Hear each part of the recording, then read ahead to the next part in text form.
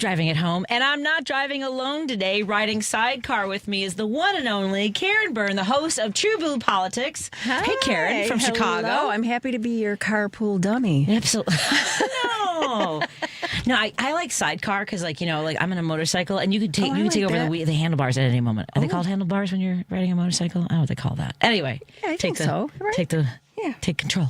Karen Byrne joins us, host of TruBlu Politics, which I will be recording with them, I believe, later this week. Yes. And your co-host, Anita, joins us in a little bit. Yes, Anita from San Antonio. Excellent. Yeah. It was so good to hang out with you after the comedy show at Dino's. It was fantastic. What a night. Yeah. It was so much fun. The food was great. The company was amazing. The talent, the meat. I mean, it was everything. So much fun. Also Everything very good. I'm actually going to do more comedy shows based off of that. Because I started out as a political comic, and it just wasn't. I was 22 and didn't really have the skin for it, actually, more than anything else. But now I think I'm launching a comedy tour, and we're going to have fun with that. That is great. And I'm going to have segments and everything. Yeah, you're going to have like so many people. I guess so. You have a lot of fans. Oh, that's very nice to hear. Thank you. I appreciate that. So do you, by the way. I guess so. You have a lot of fans. I guess so. It's so strange because somebody actually reached out to me, and this is a while ago, and said Patti Vasquez was talking about you, and was like, why does she ever call into my show? And I'm like, what? I'm like, because it's kind of surreal. I never called into radio shows. I think I called into Johnny B one time. Oh my God. That was like ages ago. And, I just started calling in, I'm going to say like 2010 to Stephanie. And I just got hooked. And I was like, I have to. It's like a daily part of my routine now, But I don't think about the fact that there are people out there listening.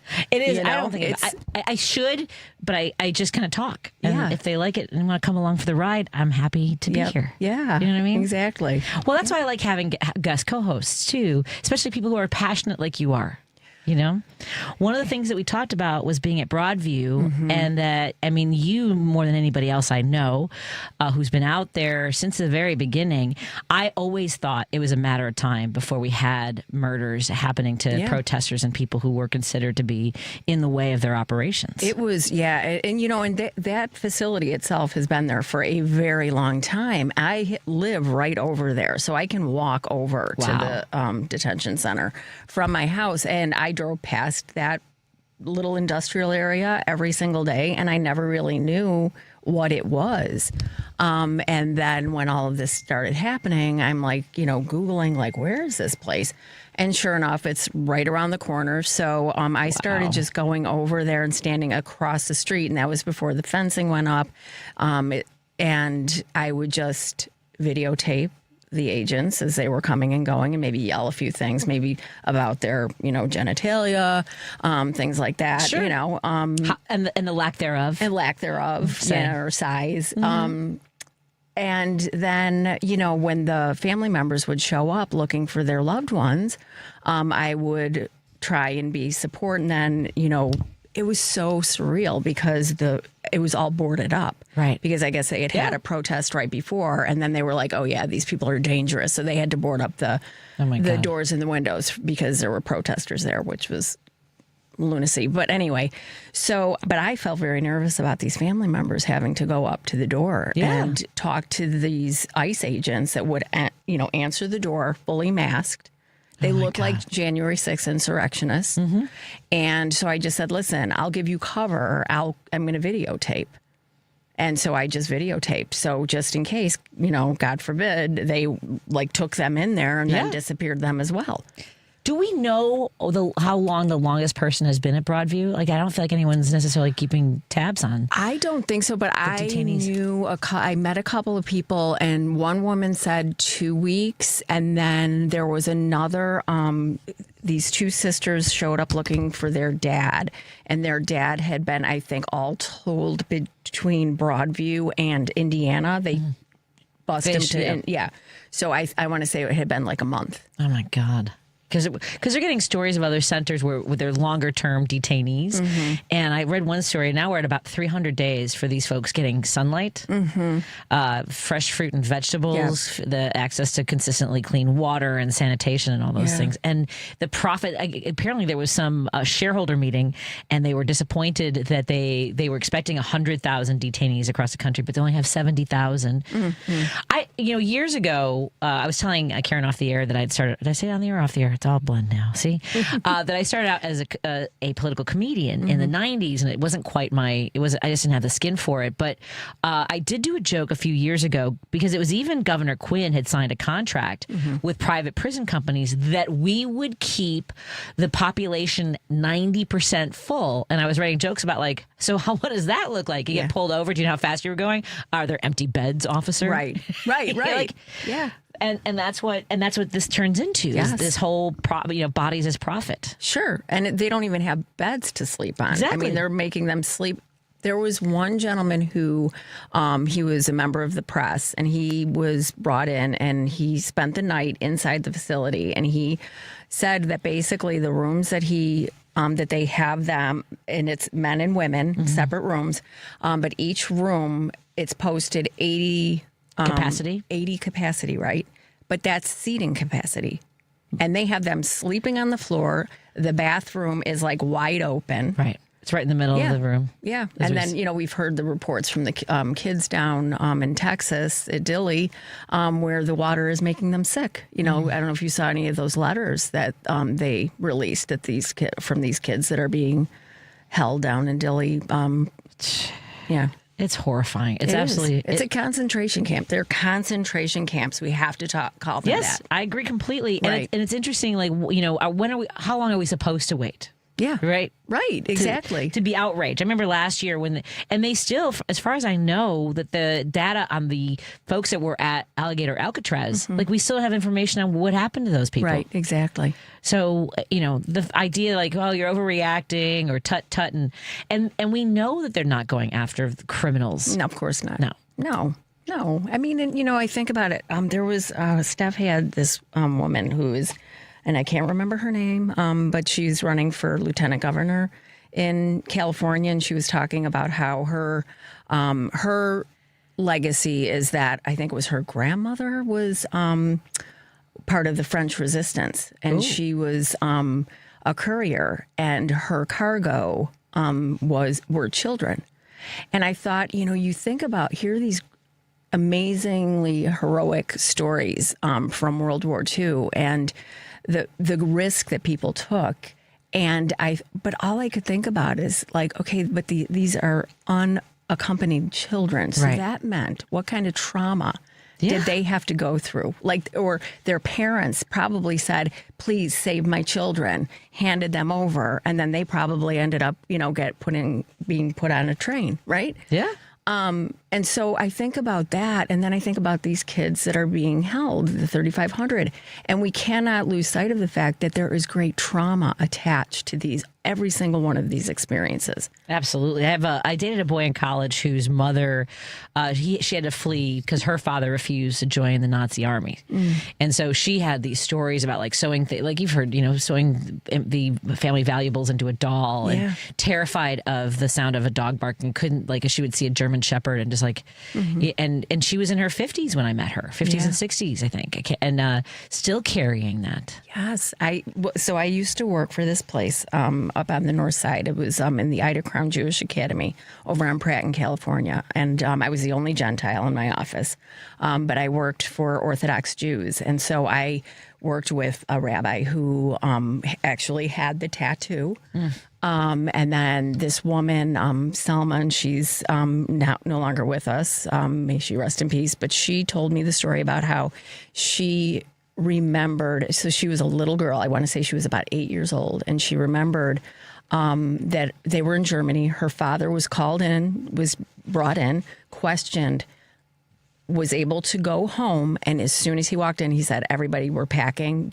Grab what you can, and we're out of here." And they were able to get out, and then but she said, "I always remember being in this apartment in France and going through the drawers looking for crumbs because we were so hungry." And how to that day she could not smell chamomile tea because that was the tea that everybody had on the boat over for the nausea. Right. So it's like those little things, but and of course we all thought that, that's in that's in the past. Isn't that crazy? I did. Yeah. So in my, I studied American history. It's my degree, and even then I kind of feel like I was studying women in pop culture, and I worked on abortion rights and things like that, and women in the South and the Confederate, all these different elements of gender throughout history, and because it was almost like we had the opportunity, like in the 80s and 90s, we were starting to like reflect and go, here's the history you're not really learning. Like I didn't even know about Tulsa or communities in Chicago where wealthy Black people lived, and they were targeted and their communities destroyed. Like I didn't know. We kind of felt like, we're better people now.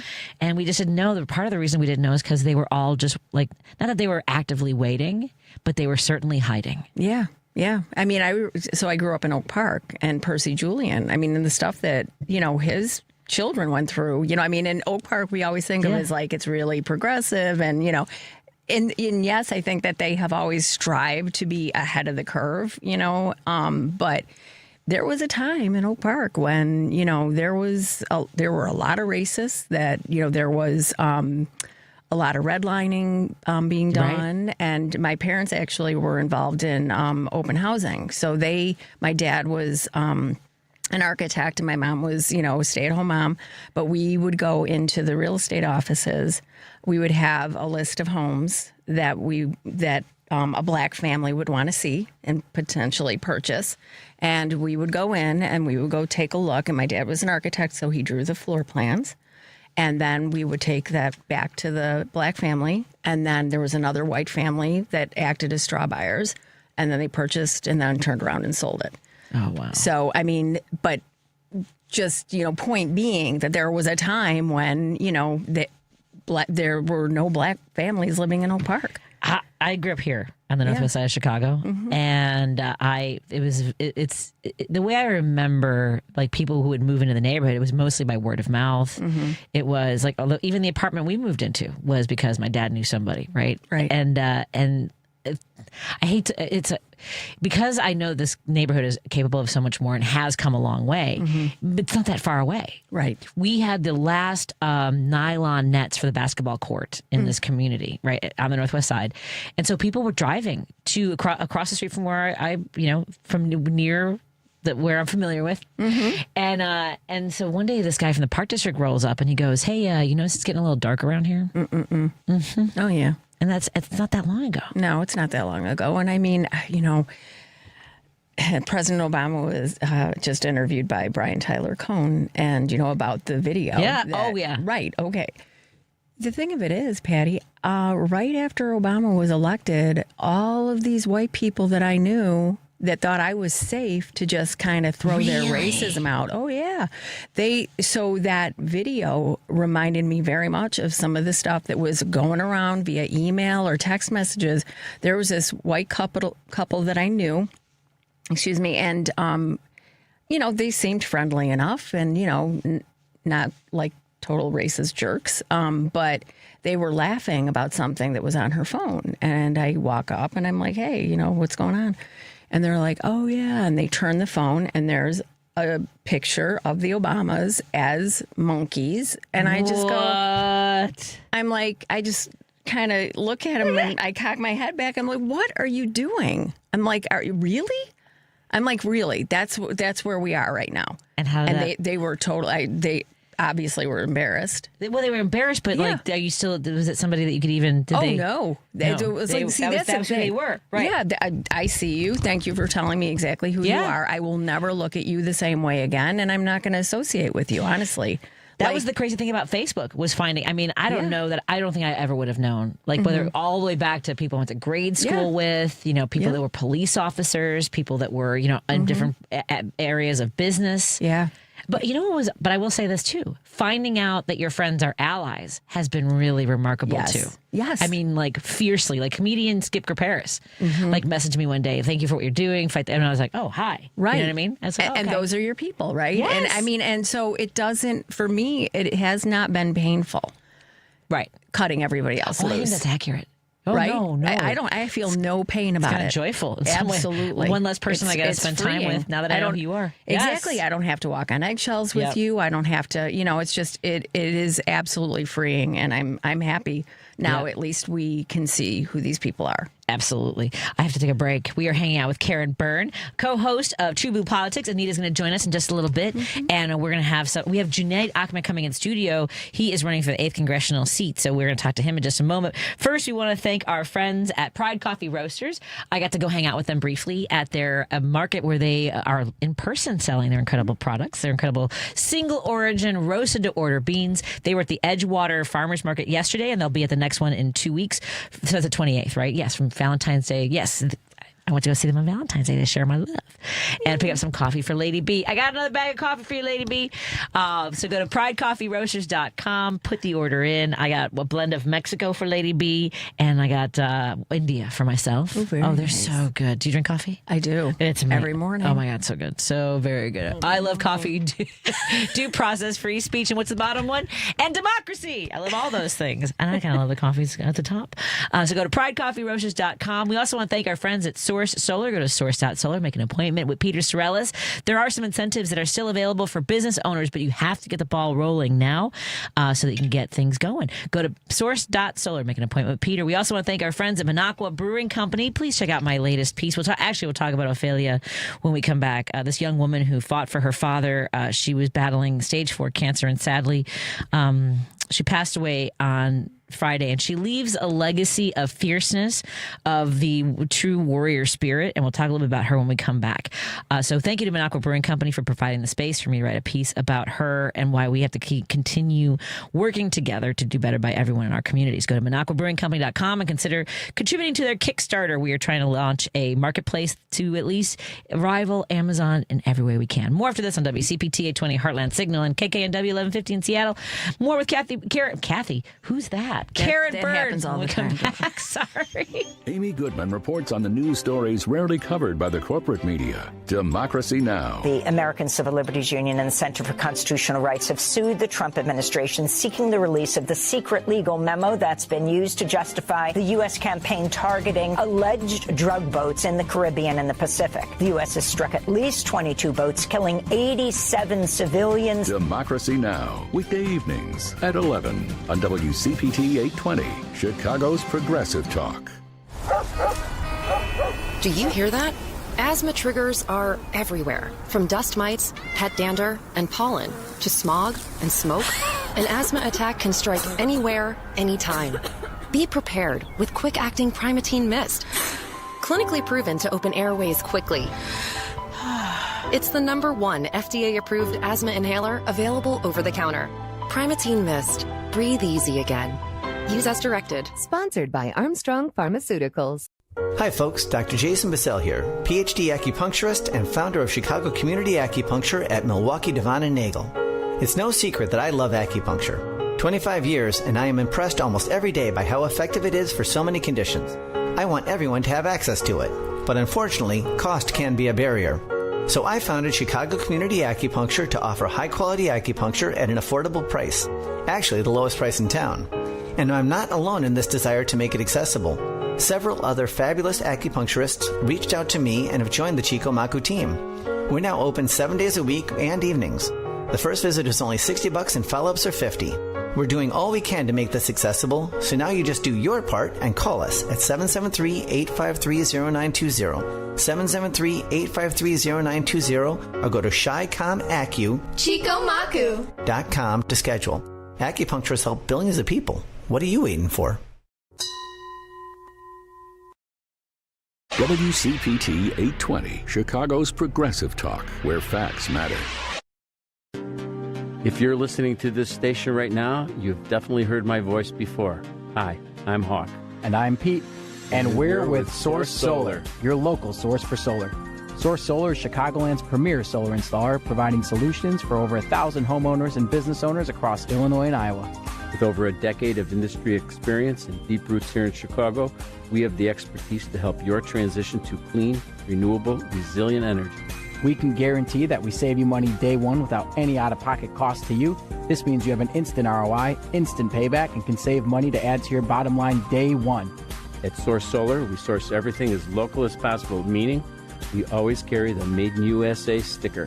Find us online at www.source.solar. Stop in our office at 5710 North Northwest Highway or give us a call at 773-985-3992. And don't forget to ask for Hawk Or Pete. You're listening to Driving It Home with Patti Vasquez. Thank you so much for joining us to continue our conversation with Karen Byrne. She's the host, co-host of TruBlu Politics. Anita's going to join us. What's Anita's last name? My husband and I were talking about whether or not you ever mention it. Ferguson. Oh, that's right. Anita Ferguson's going to join us at 6 o'clock. And coming up in just a little bit, we're going to be joined in studio by Junaid Ahmed, who's running for Congress. Have you ever thought about, I know you mentioned that you've been calling in and been now into like progressive movements and radio since 2010. Have you ever thought about running? Have people talk to you about this? Oh, yes. People talk to me all the time about it. And I was like, I don't know, there might be a few too many soccer players in my past. But. Oh, interesting. No, I'm kidding. No, I mean, seriously, I don't know. I don't know if... I think I like being a support person. When I ran, like a friend of mine was incredibly supportive, financially, emotionally, physically. Like she showed up for everything, right? But before I started, she goes, "I have to be really honest with you." She goes, "I just see you more as an advocate, as somebody who's a champion for other people in ways that doesn't get you sucked into these, the mechanisms of politics." Right, and that's kind of how I feel. Yeah. Well, so this goes to, and there's obviously a lot of content creators who talk about not just politics in general, but they're looking at the race. Let's just say, for example, the Senate race with Robin Kelly, Congresswoman Robin Kelly, Congressman Raja Krishnamurthy, and Lieutenant Governor Juliana Stratton. All really strong. And the person was saying that we shouldn't vote because of the money that Raja's taking, that Congressman Krishnamurthy's taking, that we should vote for Lieutenant Governor Juliana Stratton. So then people thought, well, why not Robin Kelly? And she said, well, because statistically she doesn't have a chance to win. So it's these games that people play of who's in the race. And then we've talked to, and I apologize to all the other candidates because I haven't heard from you. So I will tell you, I've had Kevin Ryan in studio, who's running for Congress as well, for Senate as well, in that race. And he's a New Deal Democrat. Yeah. But because he doesn't have the money, he doesn't have the recognition and all that stuff and the powers that be anointing him. And that's part of the challenging thing, is that when I ran, they told me to wait my turn. Right. And they said, if you do this now, it's political suicide. And I always thought that if you had a vision for your community and how you would serve them, that was all you kind of needed. Yeah, but don't you think that that's what they said about Obama, too? Oh, absolutely. Right? Yeah. Well, and I know they said that I know because I've talked to people at other levels, they said that to Tallarico. They wanted him to wait and not run against Jasmine Crockett. Yeah. I don't know. How do you feel about that race? Yeah. Oh, well, Anita has some thoughts, but because she's down, she's down there. So I watched the debate. I mean, they're both amazing. I think they're equally amazing. I think that and I hate to say this, but I think that, as women, we have seen two overly qualified women. It's hard. And so I'm a little shell-shocked, for a woman and a woman of color, and that's Texas, and it's a statewide race. So I mean, I hate that. Yeah. I hate that I even, that I'm even thinking that way. But I feel like, the white Opie Taylor looking. He's a minister too. In Texas. I feel like he probably would have a better chance, to go up against what's his face. I don't even know who it is. It's just the Ken Republican. Paxton. Oh, that's right. It's the Attorney General. I will say I have almost been following them for each other the same amount. Jasmine Crockett, Congressman Jasmine Crockett, and legislator James Tallarico, because I was scrolling years ago and he was talking about how Democrats are Christian, like the values that we espouse and stuff like that. So I sent that clip to the station. I'm like, hire this guy for Sundays. Yeah. Because part of what conservative radio has done is melded sermons across rural America into Rush Limbaugh, Sean Hannity, Mark Levine, all that stuff. Yeah, they co-opt everything. They co-opt Christianity. They co-opt patriotism. All of it.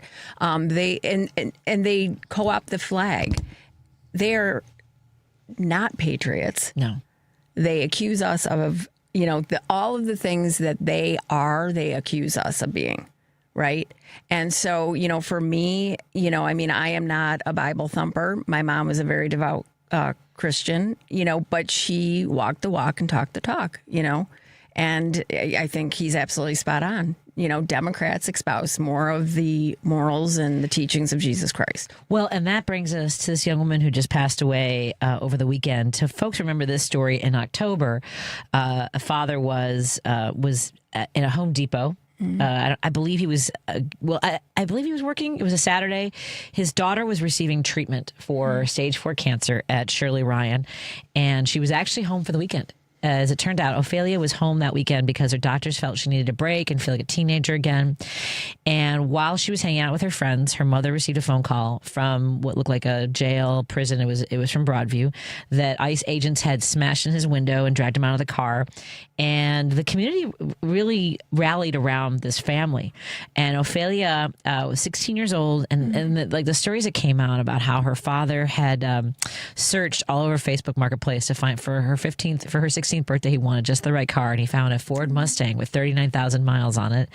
And Ophelia told this story about how she came home one day with the top down, and her dad was just sitting on the porch, and she's like, "Is everything okay?" And later he told her he was sitting there thinking about how it was all worth it, everything he'd gone through, to know that he did everything he could for her. He taught her how to fight. She took like martial arts classes and everything, and she showed how much of a fighter she was. And at press conferences, testifying for her father from a wheelchair.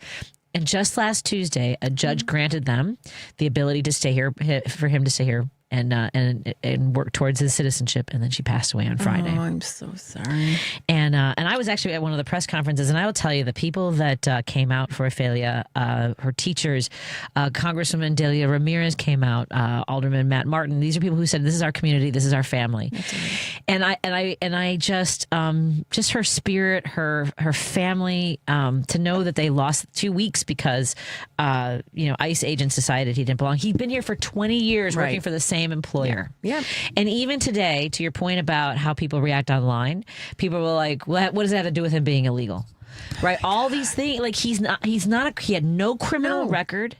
Right. No, and I had other people put "cry harder" on there, and you know what? But those people, like, they don't inspire me at all. Like, but they also give me that sort of a little bit more of like, okay, I see you. I pity them. I pity them. It's too, it's too bad that is how miserable you are, that you go through your entire life looking at other human beings like that. And then you pretend that you're a Christian or that, you're a good person. You're not a good person. No, and I think one of the other reasons, that story about her dad sitting on the front porch, I was a daddy's girl. I was, and the last time I saw my father alive, he was, because we lived in the same 2-flat, he was battling brain cancer, and I drove up and he was sitting on the front porch waiting for me to come home from the club that night, and I got more than a decade more than Ophelia got with her father, and just really heartbreaking.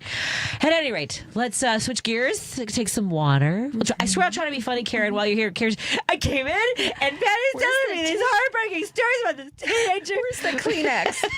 Sorry. We have toilet paper. It's so rough around here. By the way, I'm handling some of the advertising here. By the way, folks, if you're interested in being a sponsor on WCPT, you can email me at Patti Vasquez at WCPT820.com. But there's a company called Who Gives a Crap, and they make toilet paper, and I am 1,000% going after them. Yes.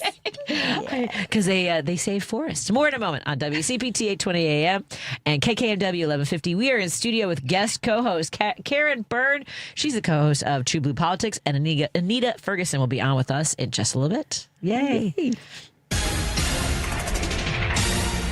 You're listening to WCPT 820. Here's the latest Chicago weather update.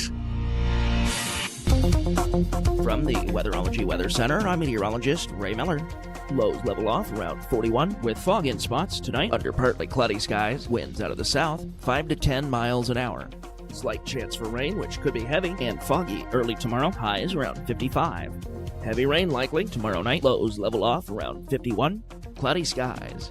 Lots of sunshine Wednesday with highs in the mid-60s. Chance for rain, which could be heavy Thursday. That's your latest Chicago weather update. Right now, it's 63 degrees. This is Chicago's Progressive Talk, 820 AM, WCPT Willow Springs, and online at WCPT820.com, where facts matter. This is First Take at Daybreak with Al Kendall. Sundays, 7 a.m., where sharp minds meet real conversations. From city programs making a difference to guests shaping Chicagoland's future, Al's got the mic and the message. You'll hear from folks like Board President Tony Preckwinkle, city and county officials, and maybe even your alderman. He has a rotating cast of insiders who actually know what's going on. If you want the headlines and the backstory, start your morning here. First Take at Daybreak. Sundays, 7 a.m., unplugged and unfiltered. When you picture your loved one, what do you remember? Their eyes, their laugh, that smile or smirk? This is Dr. Anna Pellet from Total Dentistry in Palatine and Streamwood. Your smile is your forever instrument, just as critical as your hips, lungs, or heart. Your smile is a part of you, a very special part of you. Without teeth, your daily function deteriorates. You can't eat, speak, or laugh without reservation. I'm sure this is not the forever memory you want to leave behind. So if this describes your smile, it's time for a total dentistry change. Make your smile your priority in 2026. Like Rome, smiles are not necessarily built in a day, but once completed, can be a life-lasting memory of you and your beautiful art form. So be the reason someone smiles today, and be the smile they always remember. Total Dentistry, 847-358-2477, or visit TotalDentistry.org. Total Dentistry, a general dental practice like no other. This is WCPT 820, where facts matter. Union Strong Chicago continues to lead the way with progressive values and in preserving democracy. Your support of the Minocqua Brewing Company Super PAC efforts in Wisconsin and beyond strengthens the fight against MAGA Republicans. You can now purchase progressive beers like Labor Lager, Love Wins Fruited Sour, and the Resistance IPA in Chicago at Rogers Park Provisions, Diversity Beer, Wine and Spirits in Lakeview, Park West Liquor, Wine and Beer in Lincoln Park, Logan Square Liquors, and Tip Top Food and Liquors in Westtown. Visit MinocquaBrewingCompany.com for all their Chicagoland locations. As always, no matter how bad our sports teams are, please drink responsibly. Welcome back to Driving It Home with Patti Vasquez. Thank you so much for driving it home with me. And riding sidecar for this commute is Karen Byrne, the co-host of TruBlu Politics, and Anita Ferguson will be joining us at 6 o'clock or after the 6 o'clock news. Have you interviewed a bunch of candidates? Do you do candidate interviews? Not yet. I would love to get into that, though, for sure. Yeah. So, we'll talk maybe. Well, because it's so funny. Like a lot of folks, they'll like know about a race and whether it's gubernatorial, presidential, all these different things. And then sometimes they're like, wait, what's a congressional state senator, state representative, which is why we are so glad to host so many candidates, including today's guest returning to the studio. We have with us Junaid Ahmed, who is running for the 8th Congressional District of Illinois. And hi, how's it going? Hello, doing great. I forgot to offer you water. I am going to spend a beautiful day. We've been walking. It's great. I know. How gorgeous is this day? Are people in a better mood today to talk politics? People in great moods. I actually saw a garage opened, and President's Day, there was one person just trying to see what he's going to put in his yard, and it's good stuff. Oh my God, it feels so nice. So good. So even on a beautiful day like today, what is on the minds of folks when you talk to them about this race and beyond?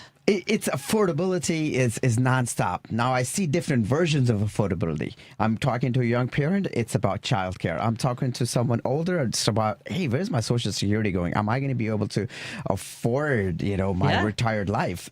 And I've used this example before. About a month and a half ago, I got my pair of glasses. It was $200. The person told me it's $200 more. And that's a very common theme everywhere I go. And people wants to see this dictator gone. Every person is asking me one question, which is, how are you going to stand up to Trump? You're going to be one of 435. I said, look, I am not committing to make a change that I'm going to go there. I'm going to overnight change everything. I said, I promise you one thing. I will have an impact day one. That's what I will commit to. That's the voice that I'll be. And that's what it's in people's mind. They're very concerned. Is there going to be a presidential election in 2028? Yeah. Affordability is one thing. Am I living my day-to-day life? Second, it's a matter of, are we going to have a fair election in 2028? And I'll share one discussion I had today at a door. Open garage. When I'm knocking, you know how you knock down Democratic doors. One door was open, and I always take the liberty of walking up to the door, open garages. I go up there, and this person goes. It took me a few seconds to realize he was on the extreme right of my horizon. Beautiful, shook hands, good conversation, and guess what? When I walked out of that garage, he actually offered me a cup of coffee. Okay.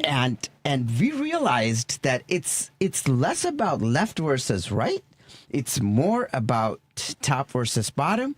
And this is a discussion that I've had multiple times in the past. Today, thanks to the nice weather, ended up one more. And that's where I think our heads needs to be, that there are some people in the machine today, the establishment today, who are worse off than the extreme right because they are sell-offs to the top 1%, and that's what we got to focus on in this race. I can't argue with that. I cannot either. Yeah. Well, and when you talk to this person with the garage door open, and he might not have agreed with you on a lot of things, what was the cost of, cost of grocery? living? He completely agreed. ICE, it took us a while to come to terms on. He was like, look, I don't agree on how extreme he is going. With ICE and with ICE in Minnesota. He completely was with me on that. Like, look, that's unacceptable. But then how about they broke the law was his argument. If we talked for a few minutes, he's like, okay, I'll take you up on that. But we cannot just have open borders and everybody coming in and things not changing. Right. So we at some point we agreed to disagree on a few things, and then we kept on with the conversation. That's when we realized that we agree on 70-80% of things. There are a few things we do not agree on, and we said we'll shake hands on these topics. Equal rights for everybody. He was very much women's rights. He was not agreeing with me. I said, respect. It's your decision. I'm not going to try to implement. I tell you, you know exactly where I'm at. I'm with that. Let's agree to disagree on that. When you say the women's rights, you mean as far as physical body autonomy? I mean, come on. I mean, I give it to him. That's up to him. And I said, he asked me where I'm at with that. I said, look, it's not my body. I'm not going to control nobody's body. Why do you want me to dictate? Nobody tells me, Junaid, wear a pant or a short today. Why am I going to go tell anybody? I'm not going to tell my cousin, a woman, to do anything that she wants. And I'm going to accept anything somebody telling me. Was it something you had brought up, or did he bring up abortion? That was his question to me. I mean, they haven't gotten enough wins on that, apparently. He asked me this question. He said, okay, you seem to be a nice guy. I like you. The few things that you're saying is good. Where do you stand on abortion? I said, look, it's her body, her choice. Right. I'm not making a decision on her behalf. That's my stance. That's very simple. I'm not going to talk about it. And he said, no, talk to me. He said, look, I was asked to speak in front of a few hundred people once on this topic. I went up there. I was blank. And I said, look, I don't have a uterus, so I have nothing to say. Yeah. Right. And then everybody clapped and I came out the stage. That's my stance. Well, for me, it's always a question about freedom. They're always running around talking about freedom, but yet we do not have the freedom to make our own choices. And I mean, very important medical decisions. There is no woman in her third trimester that will opt to have an abortion. It is always going to be in a situation where there is a serious risk to her health, or either her life or her ability to have more children. And it's always a painful decision. I worked as an ultrasound tech for a bit. Oh, wow. And it's always a painful, when a woman has fetal demise, you're telling her that she has to carry that fetus to term. Yeah. I know, Karen, today that conversation did not go that far on specific on this topic. But in the past, I've had those discussions, and I said, look, every situation is going to be so unique. If you try to legislate it, you're taking away from the right of that human being and a person. Now, in this case, happens to be a woman as to what she wants. Why do you think that you are a better judge to decide what is good for her than herself. I mean, just give me one reason. And then her we'll have doctor. he didn't have a reason. Right. And that brings us also to healthcare as a whole. Because for me, healthcare is a crisis of our generation. In addition to fascism, I miss just having healthcare and abortion as issues. But where are you in regards to how we make sure that people don't lose their homes when they get sick? And where are you on? I'll give you a short healthcare? answer and a long answer. Let me give you a short answer. Medicare for all. Now let me give you a long answer. My son was in the hospital for 1 night and 2 days. And actually, that was one of the 2 reasons I got into politics, by the way. And when he was in the hospital, our bill, when I thought I had the world's absolute best insurance, our bill was $10,000. $10,000. A lot of people will go bankrupt. Yeah. We were lucky enough to pay it off. Life's good. And that was in the back of my head.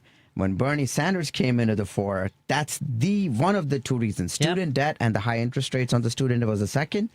This was the first reason in my head. When I heard Bernie Sanders talking about these things, I was like, what can I do to help? Yep. Chai for Bernie was the first thing that we started with. That was my interaction with politics beyond voting, first time. And I feel like there are Democrats who get it, but have not done enough, when we've had the moment, whether it was under Obama or Biden, to move the ball down the field, even transparency. Like I have a friend who, was told that the specialist that was going to care for him was in his network. And then afterwards, after the surgery, they're like, oh no, that wasn't accurate. Like those kinds of things happen to people. It's insane. It is insane. And I think what needs to happen today is, and that, I don't know if you know, but I ran in 2022 as well. And the core of that race was corporate PAC money. When you are taking hundreds of thousands, if not millions, from a pharma company, from insurance companies, how are you going to stand up against them? In my head, whatever money you take, that's where you're going to be beholden to. That's why I make it a prerequisite. Any candidate that I've ever voted for in the last however many years since, thanks to Uncle Bernie, corporate PAC money, I don't vote for that person. And that's my public oath that I will never accept a corporate PAC money. And we have raised over $1.3 million, 100% grassroots. And we're on track to raise a lot more because people are giving now. People are seeing that this race has come down to the top 2. And people have started contributing. We'll come very close to 2 mil and 0 corporate PAC. And I think that's where it is a requirement for me. Number 1, I say, you don't take dark APAC money, you don't take corporate PAC money, you're my guy or gal. Nice. Yeah. Citizens United was the worst thing that could have happened to us politically. I agree. Right. Yeah. And it makes it, even if somebody wanted to stay true to that, I think it makes them vulnerable. They feel like, well, I can't, I have to take the money so I can at least compete and reflect your values, but also be beholden to them. Like it's a tricky game that people are playing. We are in studio with Junaid Ahmed. Right, Yes. Junaid Ahmed, Yes. who is running to be the congressman of the 8th Congressional District in Illinois. We also have in studio with us the co-host of TruBlu Politics. You hear her every single morning being slammed into the 9:30 break. Right? It's usually 9:30 break. Karen Byrne. What is it? 8:30. 8:30 break? Yeah. Maybe I'm not paying attention. Yeah. 8:30. It's the 8:30 break. It's on the half hour. I know that. I'm like, oh, it's bottom of the hour. Gotta go. It's Karen Byrne. We'll talk to Anita Ferguson, the co-host of TruBlu Politics, in just a little bit as well. But let's come back and find out more about Junaid Ahmed and what he's running on, what he's learned from constituents, and what his vision is. More in a moment on WCPT 820 Heartland Signal and KKNW 1150. Hi, Seattle. We love you. I'm going to try to come out and see you, by the way. I got a plan. A better life with Dr. Sanjay Gupta. Snoring can bring drama to even the very best relationships. But snoring doesn't have to drive a wedge between you and your partner. Licensed marriage and family therapist Ian Kerner told us shoving or tapping, poking, generally wanting to clobber the person snoring beside you is probably not how you're going to solve this problem. Instead, the first step is to acknowledge the problem outside the bedroom during daylight hours. Remember that if your partner is the one snoring, they're probably not getting good sleep either, and they don't want to be doing this to you. And they might need a gentle nudge, perhaps, to go see a sleep specialist and figure out why they're snoring and what they can do about it. The answer could be simple, something like nasal strips or maybe a different pillow, or it might be something like a CPAP machine. For the time being, maybe you sleep in different rooms. That's extreme, but effective. I'm Dr. Sanjay Gupta, helping you live a better life. Sound familiar? At Mattress Firm, we understand there are many problems that can keep you up at night, like snoring, aches and pains, or sleeping hot. Our sleep experts have the unrivaled know-how to match you with a mattress that can help. And now at Mattress Firm, save up to $700, plus get a free adjustable base with select Sealy Posturepedic mattresses. For the great sleep you deserve, visit Mattress Firm. We make sleep easy. Restrictions apply. See store or website for details. On the battlefield, there's a saying America's military men and women live by. Never leave a fallen warrior behind, ever. Off the battlefield, Wounded Warrior Project operates with the same goal. Wounded Warrior Project was created to help our men and women returning home with the scars of war, whether those scars are physical or mental. Wounded Warrior Project. We never leave a fallen warrior behind, ever. Learn more about what we do at woundedwarriorproject.org. You're listening to WCPT 820 because facts matter. No detours, no distractions. Just bold ideas and real talk. This is Driving It Home with Patti Vasquez. Thank you so much for joining us. We continue to drive it home. Joining me in studio is guest co-host Karen Byrne, co-host TruBlu Politics, and the basically our alarm clock for when it's 8:30 because you'll hear me go, ouch. Slammed into that break. You hear her regularly on Stephanie Miller's show every single morning here on WCPT and across the country. And joining us in the studio is candidate for the 8th Congressional District seat, Junaid Ahmed. And thank you so much for coming in studio again. We really appreciate it. You mentioned before the break that it's a pretty big field of candidates. However, between campaign fundraising, things like that, and whatever metrics people are looking at, whether it's polling or endorsements, it's really two that have kind of come to the forefront a little bit. Tell us a bit about who you see as your primary challenger. This race has pretty much come down to Melissa Bean and Junaid Ahmed. That's where this race is pretty much locked down at this point. And I think it's especially for progressives, I think it's time to kind of look into who Melissa Bean is. Well, she, if you live in the 8th district, you probably got 5 mailers from her. You'll see nonstop on TV. AIPAC has given her in the 4th quarter. AIPAC donors are giving her 53% of the money come from direct AIPAC donors. AIPAC has become toxic, so they're now coming into different names. Elect Democratic Women of Illinois, and very different, disguised into different names. And to the tone of $1 million a week for a congressional district. Congressional district combined between them and the AI money, the Elon Musk of AI, Greg Brockman, who gave $25 million to Donald Trump's PAC MAGA Inc., gave $1 million to PAC supporting Melissa Bean. This is a MAGA-crat versus People's Voice. For people who aren't familiar, because I know that I feel like sometimes we talk too much inside baseball. I don't think everybody understands when we talk about AIPAC. They just kind of they're starting to hear it's negative, but not necessarily why it's bad. Yeah. Do you want to tell folks a little bit about it? Absolutely. AIPAC is a lobby that supports, it was formed with the good verbiage back 63 years ago, that good relationship between the United States and Israel, which is great. Every country should have that. But today, it's about unconditional military support, unconditional money support, to the tone of anywhere between $4 to $10 billion a year. Since October 7th, we have given, $40 to $50 billion so far. Our tax money should first be focused in our communities, on our infrastructure, on our healthcare, on our education. Instead, a foreign nation's interest is at the forefront. And this is where I think it is critical for people who we elect to say no to that dark money. Now, that money has become toxic, mind you. Nobody wants to be associated with that name. So when you see the ad that is coming from that independent PAC, quote unquote, Elect Democratic Women of Illinois, it is not endorsed or supported by the candidate. So they know that it's tarnished, and that's why they're coming into different names. We need the people of the 8th district and the 9th and the 7th and across the Chicagoland area. They're coming with so many. And I tell you this. There are 8 people in this race. If people think that Junaid Ahmed is not their first choice, that's okay. If you like someone else, I love it.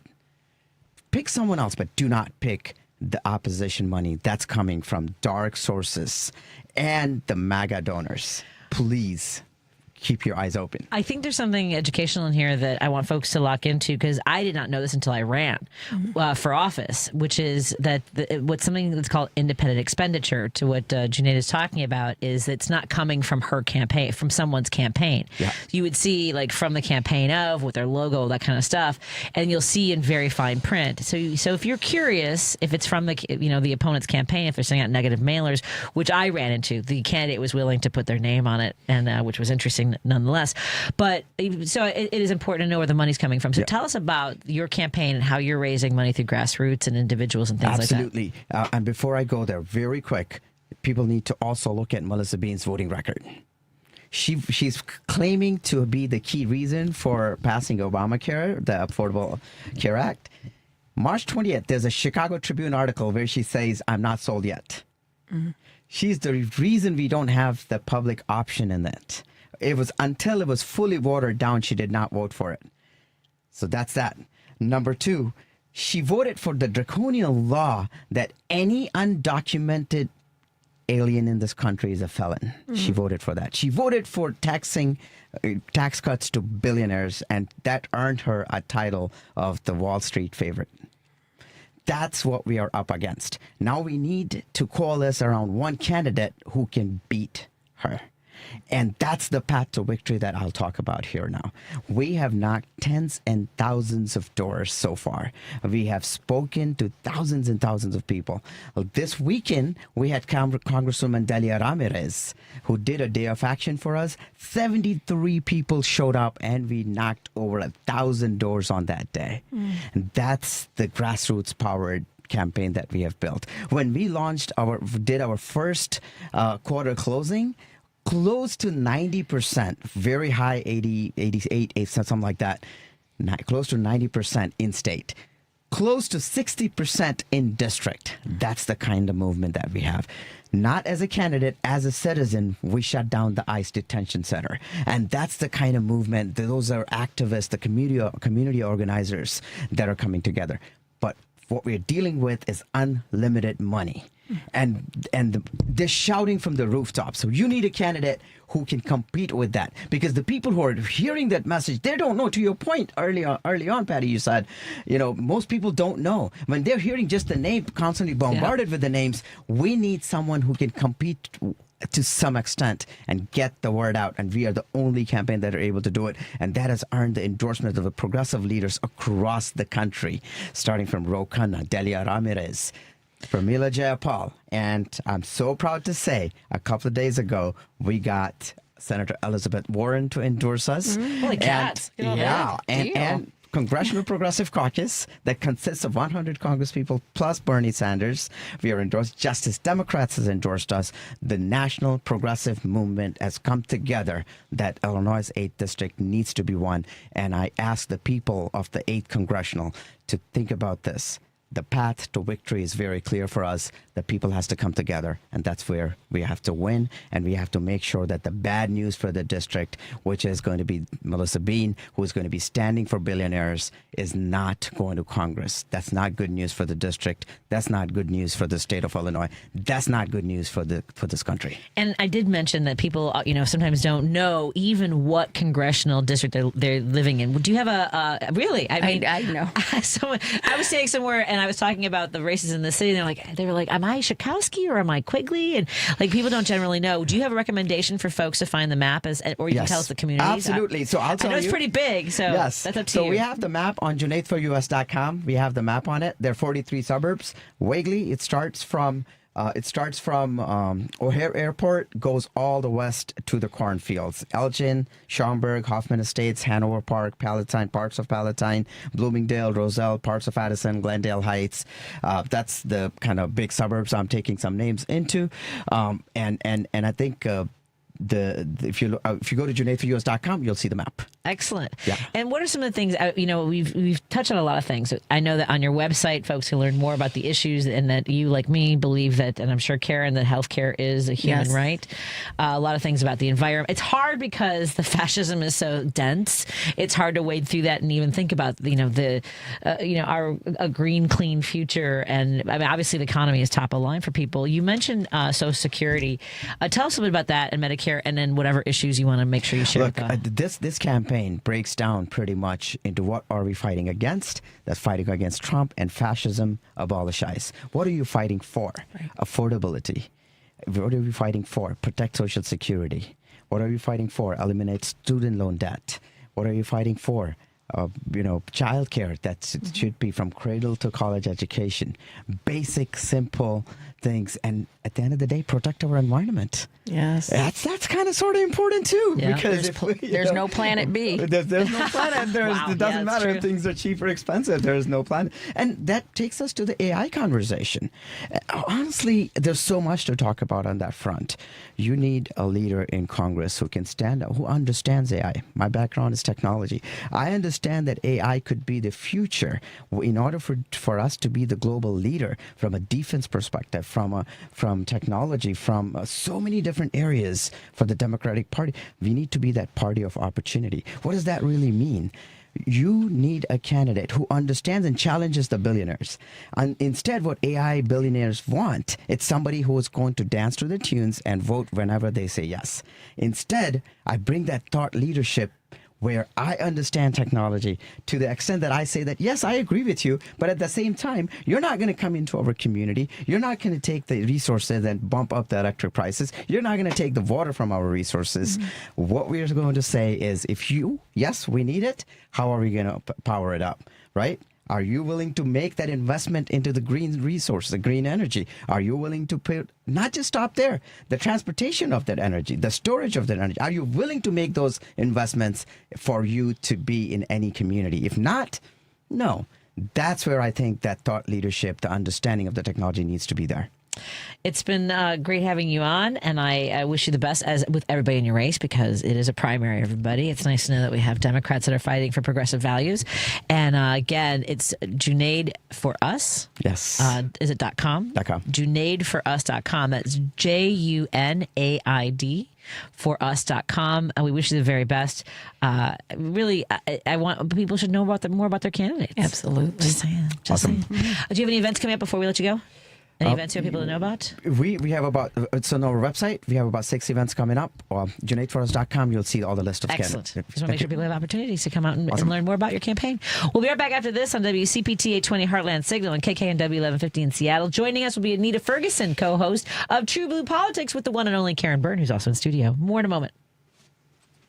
Winter in Chicago hits hard. Is your home ready to stay warm and energy efficient? At Green Attic, they help you fight back against the cold. They're Chicagoland's trusted experts in attic insulation, spray foam, crawl space encapsulation, and mold remediation, solutions that lock in warmth and cut your heating bills. If your upstairs feels freezing or your furnace never stops running, your attic might be the culprit. Their team seals in comfort and stops energy waste at the source. Need roofing? Their sister company, Green Attic Roofing, offers asphalt, flat, premium roofs, and even Tesla solar roofs, all backed by a 10-year labor warranty and instant online quotes. Winter storms don't wait. Replace that aging roof now and protect your investment. With over 15 years of experience and more than 1,000 five-star reviews, Green Attic delivers real comfort, real savings, season after season. Visit greenattic.com for a free insulation consultation or go to greenatticroofing.com for your instant roofing estimate. Green Attic. Healthy home, happy family.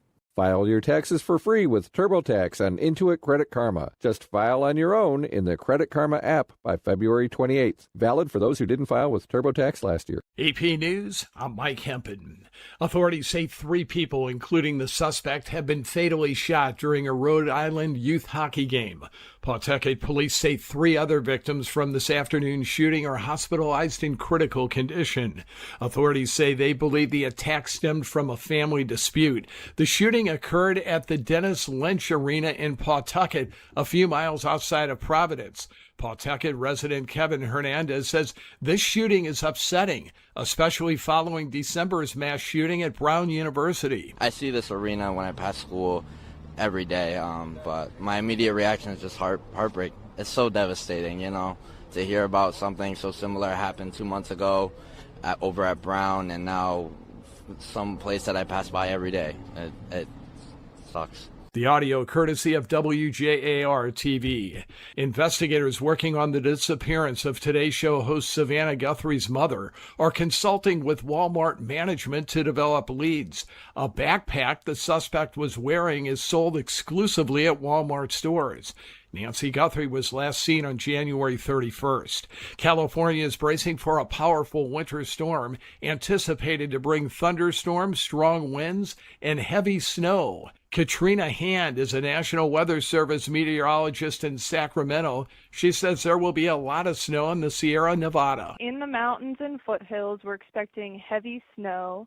We're looking at accumulations around 4 to 8 feet at the highest elevations, and then even up to a foot of snow down in the lower foothills, which is around like 1,500 to 2,500 feet. And then in the northern portion of our Sacramento Valley, we could even see some minor accumulations down in the city of Redding. This is AP News. AP correspondent Karen Shamas reports on low expectations for a new round of upcoming talks between Russia and Ukraine in Geneva. The Ukrainian delegation is heading to Geneva for another round of US-brokered talks with Russian officials, as the war will soon enter its 4-year mark. Both Russia and Ukraine do not seem to be budging from their negotiating positions, even though the US has set a June deadline for a settlement. Kremlin's spokesman, Dmitry Peskov, said this round of talks would be on a broader range of issues related to the territories connected to their demands, among other matters. Secretary of State Marco Rubio hailed the US diplomatic ability to get both sides to talk. The United Nations hasn't been able to do it. There's no other country in Europe that's been able to do it. The war in Ukraine has become one of attrition, in which Russian aerial barrages repeatedly knock out power and smash homes. I'm Karen Shamas. I'm Mike Hempen, AP News. This is 8:20 a.m. WCPT Willow Springs and streaming worldwide at WCPT820.com. We are Chicago's progressive talk, where facts matter. Now your WCPT 820 weather update. From the Weatherology Weather Center, I'm meteorologist Ray Miller. Lows level off around 41 with fog in spots tonight under partly cloudy skies. Winds out of the south 5 to 10 miles an hour. Slight chance for rain, which could be heavy and foggy early tomorrow. Highs around 55. Heavy rain likely tomorrow night. Lows level off around 51. Cloudy skies. Lots of sunshine Wednesday with highs in the mid-60s. Chance for rain, which could be heavy Thursday. That's your latest Chicago weather update. Right now, it's 61 degrees. Hey Progressives, it's Richard Chu, host of Chu's Views weekdays 6 to 8 a.m. Central. We're all anxious for the 2026 midterm election to arrive so we can restore some sanity and much-needed oversight to our government. In fact, it's the most important midterm election in American history, and Chu's Views will be in the thick of it, bringing you candidate interviews on a regular basis. I'll be talking to Democratic Party hopefuls running for House and Senate at the federal and state level, as well as candidates for governor and other state and local offices. I am in love with our ability to fight for our rights, to fight for our future, to fight for our freedoms, to fight as our ancestors fought. It's just our moment. This is just our time to stand up and to speak up. We can't give up on this. If you miss any of the interviews live, you'll be able to find them all on WCPT's Candidate Interviews page at heartlandsignal.com/candidates. That's Choose Views weekdays from 6 to 8 a.m. on WCPT, Chicago's progressive talk for 20 years. Alexa, play WCPT. WCPT from TuneIn. Driving it home with Patti Vasquez, Patti Vasquez. From global conflicts to greenhouse gases, the folks refusing to wear masks says, and politicians getting caught grabbing ass says, she's driving it home with Patti Vasquez. Thank you so much for joining us as we continue to drive it home. I got distracted there because I'm in studio with the one and only co-host of TruBlu Politics, Karen Byrne, joins me. You know her from the Stephanie Miller Show, getting slammed in every hard break at the bottom of the hour. Just about. That's how you know it's 8:28 in the morning. Exactly. Do you? Can I ask? I have to know this. How long are you sometimes on hold? Well, usually, so if everything goes right, as soon as the show starts, I'm dialing.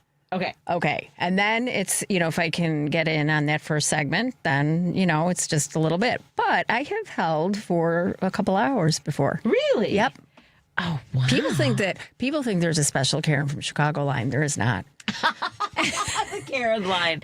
I think people feel that way about Jim. Jim is always our first call. Yeah. And I'm trying to think of a contest for beating Jim as the first phone call. I mean, and it has to, and I probably have to demonstrate that I'm not like taking, Jim's call ahead of anybody else. But it's really your call is being taken in the order it was received. That's right. On the show. Yes. So it's just interesting.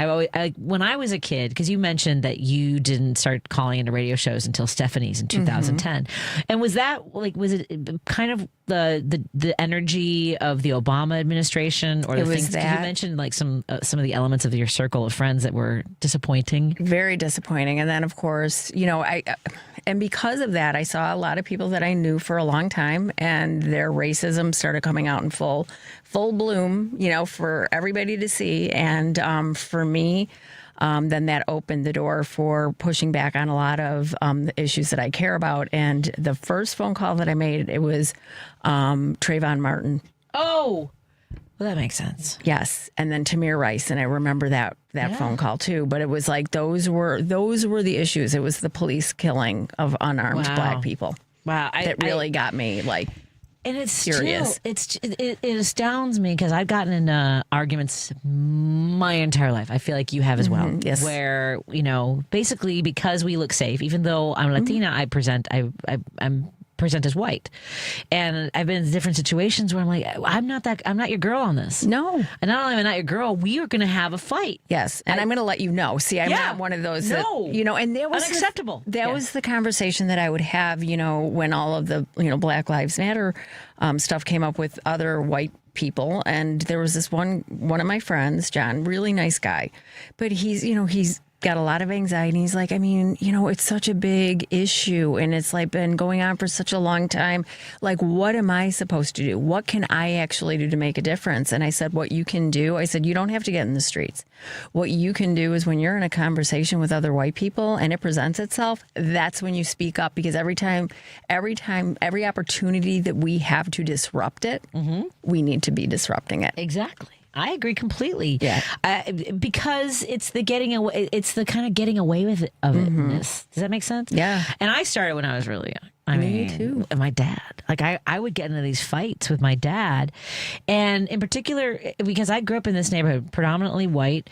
My mom and I believe were the 0.08% Latinos in 1976 in this neighborhood. And it was Girl Scout camp. It was Girl Scout camp, going to camp with girls from all over the Chicagoland area of all different backgrounds, sharing a tent with people who weren't like me, came from other communities, that changed my entire world. And that's what we all need more of that. Absolutely. Absolutely. I know so many people that were actually raised by wolves, and by that I mean Republicans. But then it's amazing because once they get out of their bubble and they go to college or whatever, they go to camp, and now all of a sudden your world opens up. And you can start seeing it. I was a big mouth from, jump. And my parents taught me that it's like you just stand up whenever you can. My parents were raised by wolves. And then they voted for Nixon the first time. And then they went to college. And they got involved in the civil rights movement and the open housing movement in Oak Park. And that was it. And so that was it for them, And so they were starting to see that a lot of the messaging, and, because they both were raised in the church, they met in youth group, and they start, my dad said, he goes, I would hear these things come out of my relatives' mouths that I was like, well, that's not very Christian. Like, that's not what we learned in church. Interesting. And so that was kind of the departure for him from that ideology. How about your co-host, Anita, calling in? Hey, Anita, what's your origin story? How are you doing? Hi, my origin story is a little bit different than Karen, but thank you for having me. Yes, Patty. co-host of TruBlu And hi, Politics, Karen. Anita Ferguson. Hey. I'm sorry, I couldn't hear you, but I'll let you know. I'll tell you my origin story, which is much different than Karen's. My grandparents were immigrants from Sicily, and were, when they got here, they immediately joined a union. They came in Ellis Island, and then I guess they migrated to Massachusetts somehow. I don't know, but they worked in the textile mills there, and they belonged to a union. And I think that's where my Democratic roots come from my mother's side, because my grandfather was secretary of his union, and he didn't even speak English, and he couldn't write English. And he would sit down and memorize the meetings, and she would write down all the notes from the meetings, the minutes for him. My mother would. But, so I guess that's probably where my roots come from. My father's from Texas, so a little bit different there. Yeah, a different attitude. But we think of Texas as being solidly red, and there's a couple of things about that. I mean, Governor Barbara Richards was fantastic. I remember seeing her at the DNC in the 90s. I think I was in college. I was like, who is that? Yeah. And now we're seeing some of these leaders in different parts of Texas go, hey, you may never win here again if we don't get our crap together about ICE. Yeah. Because they're raiding construction sites. There are companies that are going out of business. Yeah. Right? What are you hearing, Anita? They have been in places, particularly in the Dallas and Houston area, but they've also been in smaller towns within Texas and around the Austin area. There's been some raids here in San Antonio, but I'll tell you, the people here hear what's going on. I mean, they have been out. As a matter of fact, we were just talking about how the high schools have been, there's been a bunch of walkouts. They have been massive here. And I have never seen the kind of protests that we've been seeing around here. Yeah, and what's amazing is that's why, I told Karen when they gerrymandered from the very beginning, this gerrymandering scheme that, of course, Donald Trump came up with, and even some of the Republicans here were a little bit nervous about it because they diluted these Republican areas, particularly in South Texas, where there's a lot of Hispanics that voted for Donald Trump, right? And they thought, and he thought, they're going to vote Republican, of course. Well, no, they're not. No, these people are pissed. Yeah, what's And the they're scared. percentage? What's the percentage that they're underwater with the Latinos now? The last I heard was 37%, but in this last election, the District 9, Hispanics voted Democrat by 50 points. So, it's, yes. So I just think they're in terrible trouble here. This gerrymandering, what are they calling it, dummy-mandering? Yes, I have heard that. Yeah. Interesting. And they diluted the Republican districts. So if you're not plus, I guess you have to be plus 30, plus 40% now to win. I'm sorry. That's it, Leah. Get the dogs riled up. Leah. They're pissed too. They are pissed. I smell an ice agent. Enough with the gerrymandering. That's right. Yeah. Too They're funny. pissed about the gerrymandering too. But yeah, they see what's going on, and it's also the economy. They're suffering. Yeah, I would a lot imagine. Of people are suffering. I'm sorry. I gotta know what kind of dogs you have. Oh, I have they're rescue dogs. They're kind of mutts. They're all, yeah, they're bad dogs. That's all right. They're mad about justice. Yeah, they're mad about justice, just like the rest of us. Exactly. But they're good dogs, actually. So, they're just a little bit rambunctious. They get to be. So you were talking about how people are upset about the economy. Tell us a little bit about Trump screwed over ranchers, saying we should be buying from Argentina, all that kind of stuff. So is that starting to rise to the level of anger? Yes, and also the oil companies. We have a lot of fracking. We have a lot of what do you call that? The oil. The refineries. What do they call it? The refineries? No, for fracking. No, from fracking. Anyway, so the problem is because of Donald Trump, Joe Biden had put a ban on exporting a lot of that. Mm-hmm. And Trump has, removed that. And now we're exporting all that oil. And that's just hurts the ranchers here because it means we have less oil here. Right. I mean, So it's hurt. A lot of people are hurting in Texas. Right. Well, yeah, and then the ranchers too, of course, because they, what did he send? 40 billion, was it? 40 billion? 40 billion to Argentina. Yeah, to Argentina. And then, and we've got, and then we're importing beef from Argentina. Mm-hmm. Did I say Barbara Richards? Thank you to a texter who said it was Ann Richards. Ann Richards. I apologize. Yes, thank you, everybody who looked at me like I was crazy. Sorry, everyone. Thank you for the clarification. The other thing, we were talking to a guest last hour about abortion rights, and Texas, of course, was ground zero for the strictest abortion, bans in the country. Bounties, yeah. What are we hearing now? Because places like Georgia eliminated their maternal health boards, so we couldn't even keep track of the bodies. What are folks talking about in Texas when it comes to women's autonomy, women and girls?